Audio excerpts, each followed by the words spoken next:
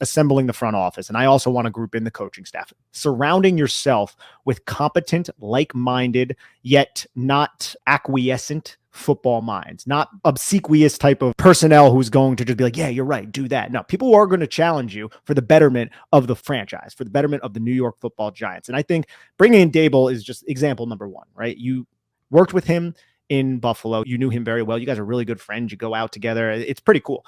And it's definitely seemed to work out. He won Coach of the Year. But I also want to focus on the front office. Joe Schoen ended up bringing in Brandon Brown from the Philadelphia Eagles to be his assistant general manager. And I feel like he's had a huge influence on what the New York Giants have done, kind of taking little bits of what Howie Roseman has done successfully with the Philadelphia Eagles and brought it to the New York Giants in terms of how they structure contracts, in terms of void years, in terms of things like that. But you also brought in guys like Chris Rossetti to help Tim McDonald, who was the nephew of John Mara. I believe he's the nephew of John Mara. So first I should lay this out. The New York Giants ever since I've been covering the team, ever since I've been a fan of this team, this has been a very nepotism type of organization, right? A very conservative type of organization that promotes from within, that doesn't really go outside of the box to bring in different minds, people who were not maybe raised by your organization.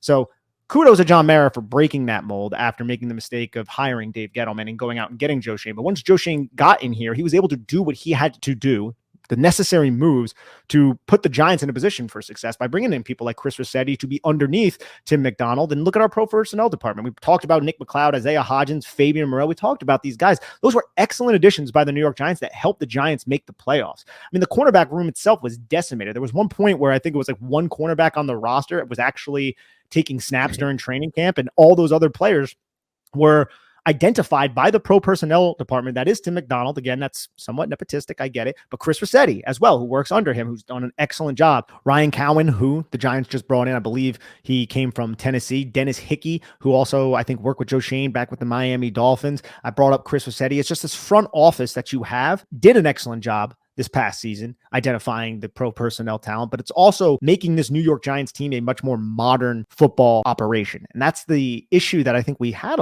with Dave Gettleman and a lot of these previous general managers. It just got really stale. And it was a organization that just kept doing the same thing and the same thing over and over again. But now they kind of broke away from that, and they're trying different things, more modern things that successful franchises in the NFL are doing right now. And that's what this is, Dan. It's a copycat league. And it's just good that the Giants are finally copying the successful patterns and formulas that other teams have been using over the last decade, because it just got to a point where we were like, what the hell is going on here? Why are we doing this? This is a move that you would do back in 1990, not in 2018. And so now I just feel like we have true adults who understand how to devise a plan that is going to be conducive to success right now. Wonder what you were referencing with that 1990 versus 2018 thing there. I have no idea, man. Yeah, it was just random year I picked out of my mind. Yeah.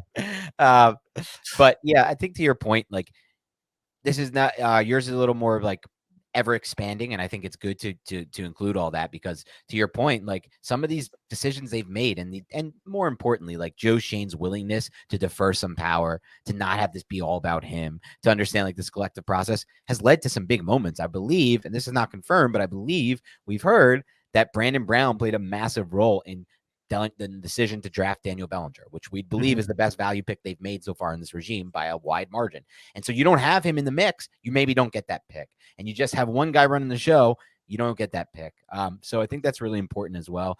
For me, it was a little bit more narrow based. It was the decision to hire and empower Brian Dable. So for me, there were tons of mistakes that went into the Dave Gettleman era, but by far the biggest one was he wasn't able to find and hire the right head coach, let's just say, because if you get the right one, you don't need to keep going back to the well. And the most important thing, I believe, for a general manager is to hire the right head coach. And I am so convinced that the Giants have hired the right head coach, because not only is Brian Dable a great offensive mind, and for me, my head coaches, I want good offensive minds in the mix, because especially if you do it the other way, let's say Detroit, for example, right now, Dan Campbell versus Ben Johnson. I got to be honest with you, Nick, if I was doing this podcast for the Lions and we get to the point next offseason where the Lions make a run, they go deep into the playoffs, their offense is top 5 in the NFL, I would be super pissed when we lose Ben Johnson to keep Dan Campbell, Those are the types of moves that would kill me. I would never want Dan Campbell over Ben Johnson. And so I think it's really important to get a guy like Brian Dable, who is already the Ben Johnson of the Giants offense. Like, yes, Mike Kafka played a big role as well. But the good news is, if and when Mike Kafka gets hired to be a head coach, I feel confident that Brian Dable can do the same kind of things offensively from a schematic standpoint. I don't know that I would feel that way with Dan Campbell if we lost the Ben Johnson type. So that's first thing. The second thing is, not only is this a coach who is great from an offensive mind standpoint, I think he's actually what you want in a head coach from the leadership standpoint. I know there's different ways to go about it, but the way Joe Judge went about it never sat right with me. If you guys remember who were listening to this podcast years ago, I was never in on Judge. After that first season, I was one of the only people who were detracting from Judge. I didn't see it at all with him, and I was early on the get rid of him train the year that they fired him. Never bought into it. To me, he always seemed phony. To me, he always seemed like a high school coach. To me, he always seemed like someone who doesn't actually respect the players, but just acts like he respects the players and goes about it in the wrong way. Brian Dable, I feel like, is the total opposite. He's obviously has some tough love that we don't all see. Sometimes we see it, like when he yelled at Daniel Jones on the sideline of that Titans game, but we don't always see it, I'm sure, behind the scenes. But regardless, these players respect him. These players want to play for him. These players enjoy being around him. These players feel, most importantly of all, free, confident, relaxed around him during practices, meetings, and when in the building. That was not the case with Joe Judge. There was no relaxation. There was no feeling of, this guy has got my back and he's going to say something to me, but I'll learn from it. Joe Judge, the feeling was tense. It was, oh my God, we're walking on eggshells. We don't want to do this wrong. We don't want to do that wrong. We have to do this way. This is the Patriot way. This is the Joe Judge way.